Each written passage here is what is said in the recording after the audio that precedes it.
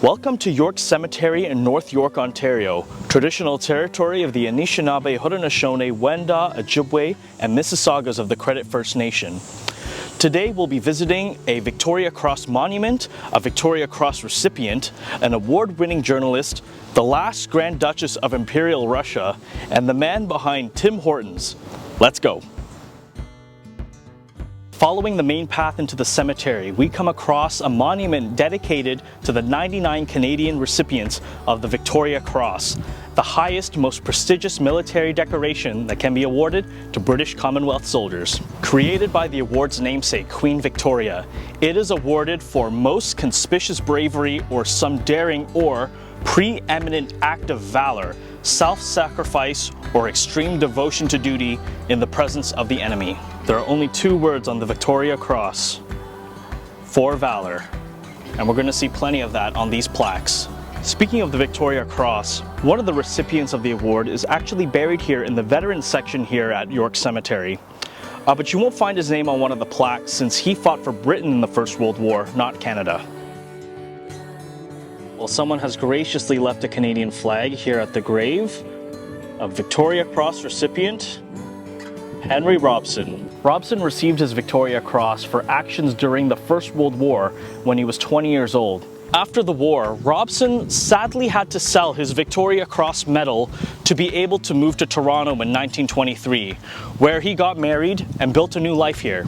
Robson would eventually serve as the Sergeant-at-Arms in the Ontario Legislature in the 1930s.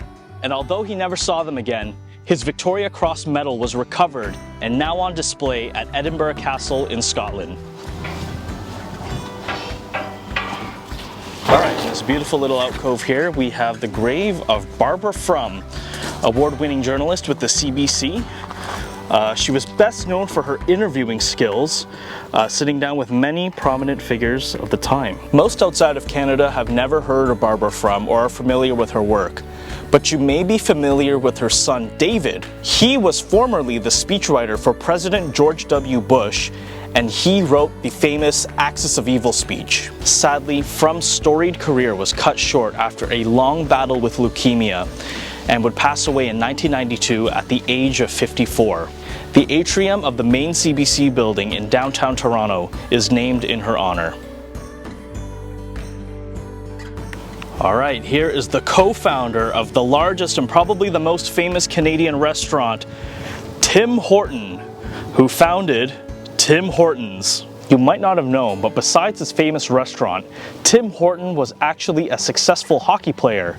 If you want to know more about his hockey career, I highly suggest our Hockey Heroes of History series. Today we'll only be talking about the business side of Tim Hortons. While in the prime of his hockey career, Horton partnered with entrepreneur Ron Joyce, and together they opened the first Tim Hortons location in Hortons' hometown of Hamilton, Ontario. Opening in 1964, Hortons would eventually transition to its iconic coffee and donuts and Timbits. But after the death of Horton in 1974, Ron Joyce became the leading force behind the company's rapid expansion and success. By the 2000s, Tim Hortons would command huge market shares in Canada, even surpassing McDonald's. But in 2014, Tim Hortons was bought by Restaurant Brands International for $11 billion American dollars. While Tim's part of the Tim Hortons story is over, the story continues, with his wife Lori, who's buried here next to him. And in 1975, Lori accepted a $1 million deal from Ron Joyce for her 50% share of the company, which she inherited from Tim after his death. But in the mid-90s, Lori filed 2 lawsuits against Ron Joyce and lost both times. People have suggested that Lori was having some take-backsies since Tim Hortons was now this huge company. It has also been suggested that Ron Joyce might have taken advantage of Lori's situation, who was suffering from alcoholism as a single mother after Tim's death. However, the story has a happy ending because Tim and Lori's daughter Terry Lynn and Ron's son, Ron Jr., are now married and own multiple Tim Hortons locations. The Russian Revolution ended Imperial Russia and replaced it with Communist Russia. It's important to note that the Imperial Russian family, the Romanovs, had already stepped down but then were slaughtered to the youngest child, Anastasia. And it's rumored that she survived, but we're not too sure about that. But I'll tell you one who really did survive, and she's buried here, Grand Duchess Olga. We are in the presence of royalty.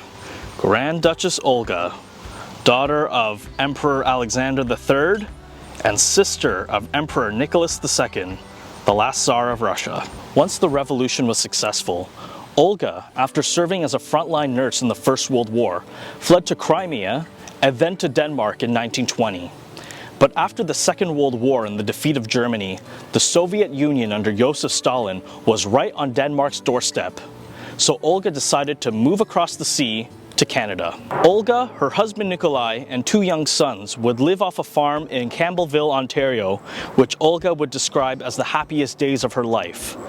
As they got older, Olga and Nikolai would live in a bungalow in Mississauga, and after Nikolai's death, Olga would live in an apartment above a salon in Toronto, where she would spend the rest of her days. Being the daughter of a European monarch usually meant arranged political marriages, usually to other royalty. And Olga, at the age of 19, was married off to Duke Peter of Oldenburg, who was a cousin of her father and 14 years older. At a military parade, Olga met and, in her own words, fell in love at first sight to cavalry officer Captain Nikolai Kulikovsky. And after pleading for a divorce from her loveless marriage, her annulment was granted by her brother, Tsar Nicholas II, in one of his last acts, allowing her to marry the love of her life, Nikolai, who rests here in eternity next to her.